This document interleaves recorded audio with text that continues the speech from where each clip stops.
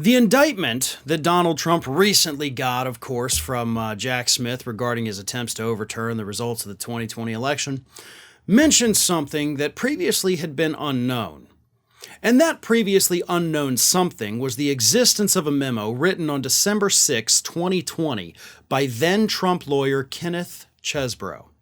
And the contents of that memo had not been made fully public by the indictment, but now the New York Times has, of course, obtained this information, and we now know full well about this massive piece of evidence that, if you're going to call it a smoking gun, I don't think that's a, overstatement, but it lays out exactly the plan that they had to do exactly what Donald Trump was just indicted for.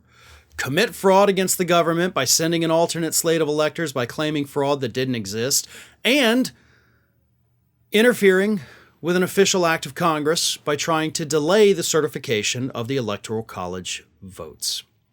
Let me read you this from the New York Times.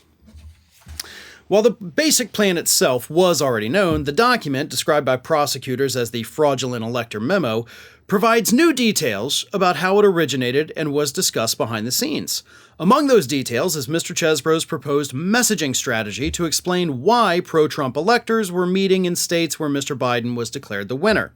The campaign would present that step as a, quote, routine measure that is necessary to ensure that the correct electoral college electoral slate could be counted by Congress if courts or legislatures later concluded that Mr. Trump had already won the states.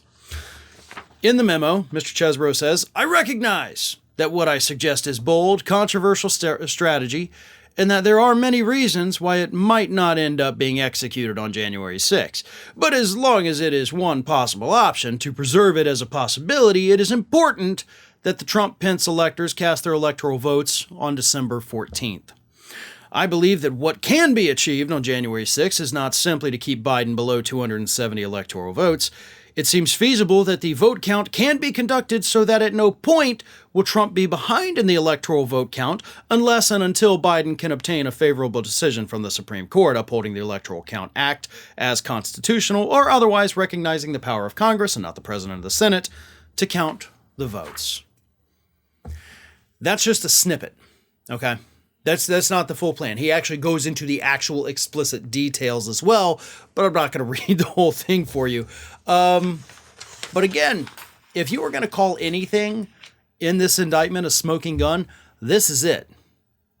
This proves everything that Trump's lawyers have been claiming for the last week is completely untrue. This is not a matter of a First Amendment right. Trump has the right to go out and say all these lies about the election. He absolutely does, unfortunately. What he does not have the right to do is actually hatch a scheme.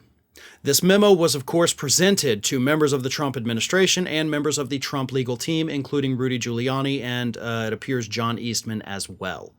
Chesebro is believed to be co-conspirator number 5 in the indictment, and this memo was shown to other potential co-conspirators in addition to Giuliani and Eastman.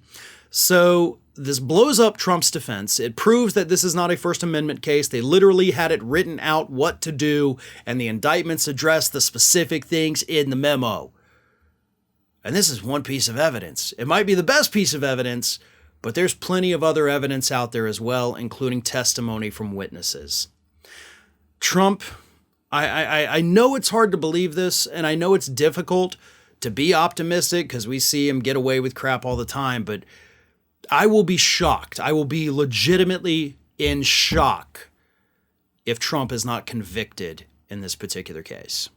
Ring of Fire has fresh content 7 days a week, so if you want to be reminded about it, don't forget to subscribe to the channel, hit the little bell to be notified every time a new video goes up.